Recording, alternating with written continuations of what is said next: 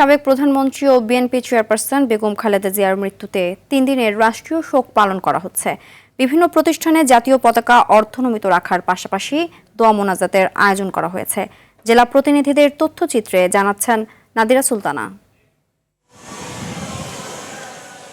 বেগম খালেদা জিয়ার প্রতি শ্রদ্ধা জানিয়ে রংপুরের সরকারি স্বায়ত্তশাসিত ও শিক্ষা প্রতিষ্ঠান সহ সব সরকারি বেসরকারি ভবনগুলোতে জাতীয় পতাকা অর্ধনমিত রাখা হয়েছে। মহানগরীতে সমস্ত দোকানপাট বন্ধ রেখে শোক পালন করছেন ব্যবসায়ীরা। ময়মনসিংহে দোকানপাট ও প্রতিষ্ঠান বন্ধ রেখেছেন ব্যবসায়ীরা। এ কারণে শহর অনেকটাই ফাঁকা। বরিশালে বিভিন্ন প্রতিষ্ঠানে জাতীয় পতাকা অর্ধনমিত রেখে শোক পালন করছে সর্বস্তরের মানুষ। বিএনপির দলীয় কার্যালয়ে জাতীয় পতাকা অর্ধনমিত ও কালো পতাকা উত্তোলন করা হয়েছে। সিলভার টিপ কন্ট্যাক্টে তৈরি নিরাপদ ও নান্দনিক ক্লিক সুইচ নির্ভরতা জীবন জুড়ে। 3 বারের সফল প্রধানমন্ত্রী খালেদা জিয়ার বিদেহী আত্মার মাগফেরাত কামনায় খতমে কোরআন ও দোয়া মাহফিল অনুষ্ঠিত হয়েছে হবিগঞ্জে।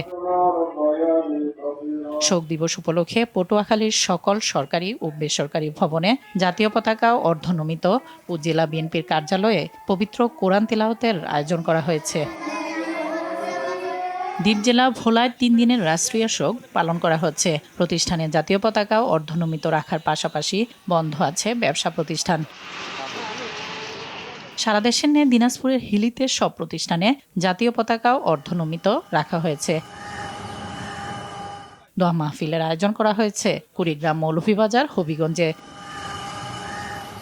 এদিকে সাধারণ ছুটিতে আমদানি রপ্তানি বন্ধ আছে হিলি ও বেনাপুল স্থলবন্দরে, তবে স্বাভাবিক আছে পাসপোর্ট যাত্রী পারাপার। নাদিরা সুলতানা, RTV।